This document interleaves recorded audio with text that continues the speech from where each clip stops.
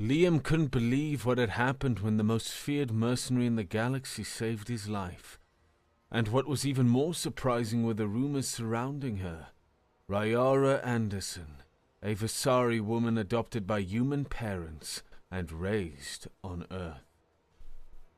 One moment he'd been on his knees in the warehouse, hands bound behind his back, the acrid smell of industrial coolant mixing with his own fear sweat. 3 Xylos mercenaries loomed over him, massive grey bipedals whose base strength could snap human bones like twigs. Their elongated heads stretched almost comically high, housing 2 red eyes that glowed like embers in the dim light. The next moment, all 3 dropped to the hard warehouse floor, with synchronized thuds that shook the metal grating beneath Liam's knees. She materialized from the shadows like a nightmare-given form, holding a slender blowpipe that seemed almost delicate in her armored hands. Liam's breath caught as recognition hit him harder than any Xylos fist could have. Ryara Anderson, the galaxy's most famous and feared mercenary. She moved with grace despite the full body armor encasing her form. Where a human would have hair, writhing tentacles crowned her head, undulating with their own quiet rhythm. The comparison to ancient Earth's Medusa was inevitable, though these appendages lacked the snakeheads of myth. Her face, exposed beneath her helmet's retracted visor, was almost achingly delicate, skin the color of spring leaves, 2 yellow eyes that seemed to glow on their own, a small nose, and soft purple lips that he knew carried her species' legendary poison. "Get up," she commanded, her voice carrying the flat, no-nonsense tone he'd heard in countless war documentaries. "We're leaving." Liam struggled to his feet, still processing what had happened. You're moving now." She grabbed his bound wrists and sliced through the restraints with a blade that appeared and disappeared so quickly he barely saw it. Her grip on his arm was firm enough to bruise as she hauled him toward the exit. "Hey! Easy!" Liam protested, stumbling to keep up with her longer stride. "I'm not the enemy here." She shot him a look that could have curdled milk. "You're soft, unlike most humans who stay strong and ready." "I'm a financial analyst." He yanked his arm free, rubbing the spot where her fingers had dug in. "Not everyone spends their time drop-kicking Xylos warriors. And I'm from Mars, actually."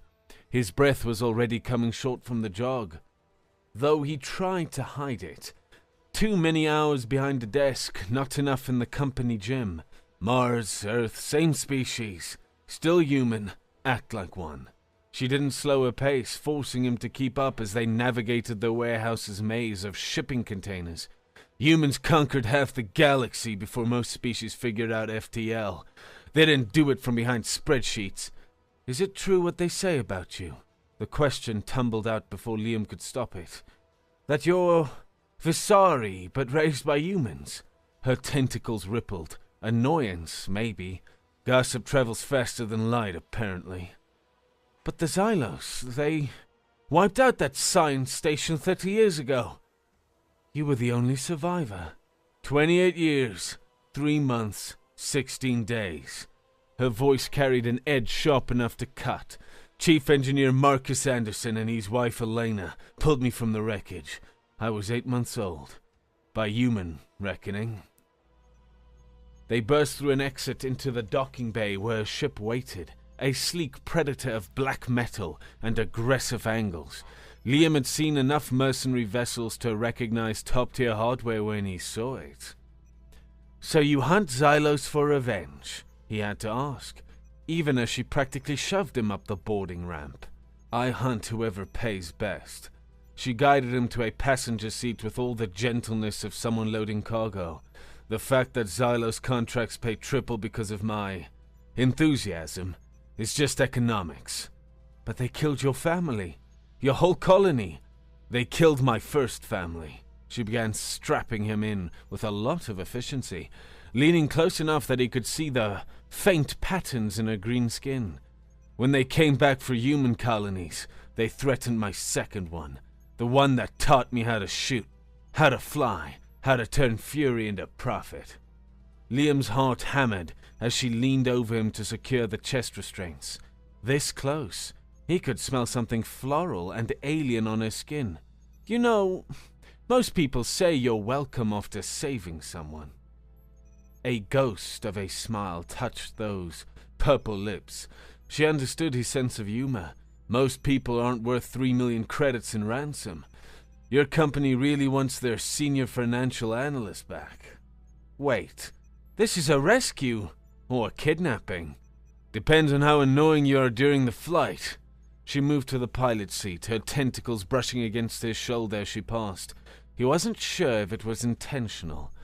The ship's engines roared to life, and Liam felt himself pressed back into the seat as they lifted off. Through the viewport he watched the warehouse and his would-be executioners shrink to nothing. "Can I ask you something?" She sighed, flipping switches and pressing buttons. "You're going to anyway." "Your poison, the Fusari toxin, is it true it can kill most species in under 5 minutes? 3 minutes for Xylos, 5 for Altarians, about 30 seconds for those fragile little Epsilon runners." She engaged the autopilot and swiveled her chair to face him. "Why? Worried I'll kiss you to death?" Liam's face burnt. I mean... She stood and moved toward him with that predatory grace, placing her hands on either side of his seat. Her face was inches from his, those yellow eyes boring into his brown ones. "Scared, Mars boy?" "Terrified," he admitted, his voice barely a whisper. She leaned closer, her lips almost brushing his ear. Her voice dropped to a whisper that sent shivers down his spine. "Wanna know a secret? Humans are immune." She pulled back, that ghost smile now a full smirk as she returned to her pilot's seat. "My parents figured that out when I was 3, and I tried to kiss my scraped knee better. Mom was very surprised when she didn't die." Liam sat in stunned silence for a moment before laughing, actually laughing for the first time since the Xylos had grabbed him. "You're messing with me." "Am I?" She didn't turn around, but he could hear the amusement in her voice. "Guess you'll have to wait until we reach the drop-off point to find out. 3 days in hyperspace. Try not to be too soft, human." 3 days? Liam worked at the straps, loosening them now that they were safely away. "You're stuck with me for 3 whole days?" "I'm not stuck with anyone." She spun her chair to face him again, one tentacle curling thoughtfully. "You're stuck with me. Big difference." "And what exactly does one do on Ryara Anderson's ship for 3 days?" He managed to get the chest restraint loose and leaned forward, elbows on his knees. "Besides, trying not to be too soft, of course. Most of my passengers stay quiet and pray I don't space them." She tilted her head, studying him. "But then, most of my passengers are bounties, not rescues." "Lucky me." Liam stood, stretching muscles that were already complaining from his brief sprint. "So, do I get a tour of this death trap, or should I just sit here and work on my strong, human-like posture?" Her laugh was unexpected, rich and genuine, so different from her earlier cold efficiency. "You're not what I expected from a financial analyst." "What did you expect? Someone boring? Someone who'd be crying by now." She rose from her seat, and he realized she was taller than him by a good 3 inches. "Most civilians who get grabbed by Xylos don't handle it well." "You're making jokes. Humor's my defense mechanism." He shrugged, trying not to notice how her armor accentuated every curve. "That and spreadsheets. I could bore you with compound interest calculations if you'd prefer." "Pass." She moved past him, toward a door he hadn't noticed. "Galleys through here. Sleeping quarters are aft.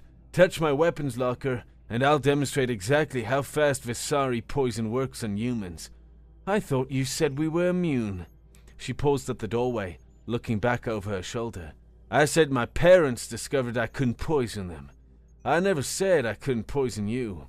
Her tentacles rippled in what he was beginning to recognize as amusement. Maybe some humans are special. Maybe you're not. That's just mean. He followed her into what turned out to be a surprisingly well-appointed galley. Here I was thinking we were having a moment. A moment?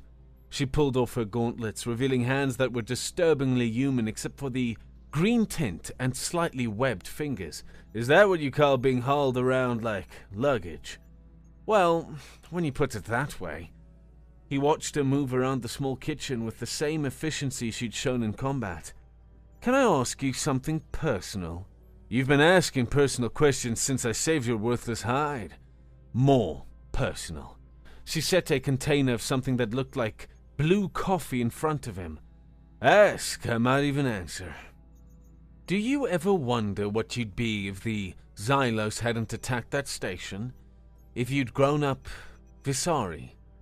Her movement stilled. For a long moment he thought he'd crossed the line. Then she sat across from him, cradling her own container. My parents, Marcus and Elena, they told me about Visari culture. What they could find, anyway. Her yellow eyes went distant. We're matriarchal. Warriors, but not soldiers. There's a difference, apparently. We fight for honor, not conquest.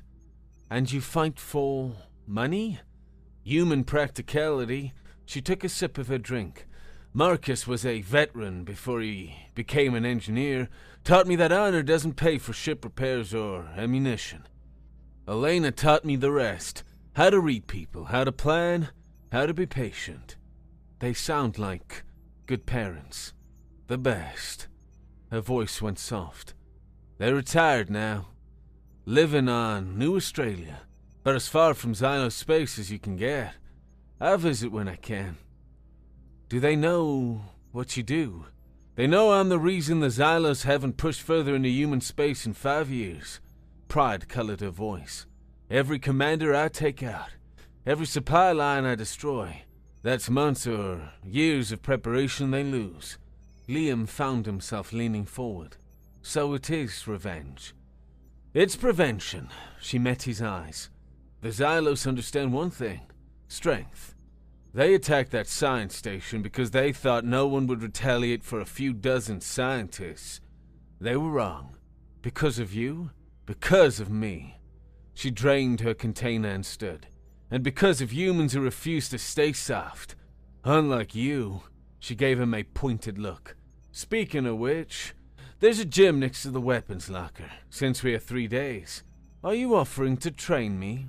Liam couldn't hide his surprise. I'm offering to keep you from embarrassing your species, but there was warmth in her eyes now. Besides, watching desk jockeys try to do pull-ups is hilarious. Wow, you really know how to sweet-talk a guy.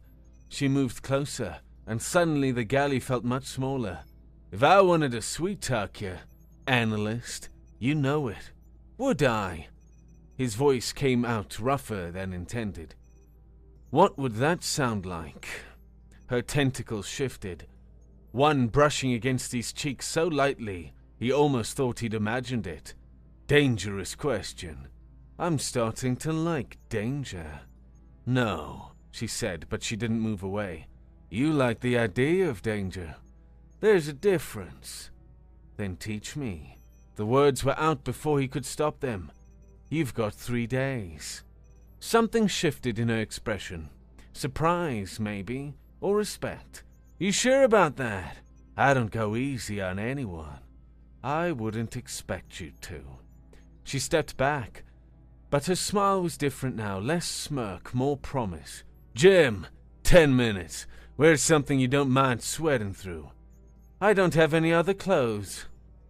Check the storage compartment in your quarters. I keep spare clothes for passengers who survive long enough to need them. She headed for the door, then paused. Liam. It was the first time she'd used his name. Yeah? Most humans I've met are warriors or workers. You're neither. That's, interesting. Before he could respond, she was gone, leaving him alone with his cooling blue coffee and racing thoughts. 3 days with the galaxy's most feared mercenary. 3 days to prove he wasn't as soft as she thought. 3 days to figure out why the way she said his name made his heart skip. He downed the rest of the coffee. It tasted like mint and electricity, and went to find those spare clothes. If Ryora Anderson wanted to see what this desk jockey was made of, he'd give it his best shot. After all, how hard could it be? Later, as he lay gasping on the gym floor, while she critiqued his form ruthlessly, he realized he might have underestimated the situation. But when she offered him a hand up, her grip strong and sure, and he caught her trying not to smile at his determination, he thought maybe, just maybe, being soft wasn't the worst thing in the galaxy. "Tomorrow," she said, not even breathing hard. "We work on your footwork." "Can't wait," he wheezed. This time she did smile. Liar. But she was wrong. He was already counting down the hours.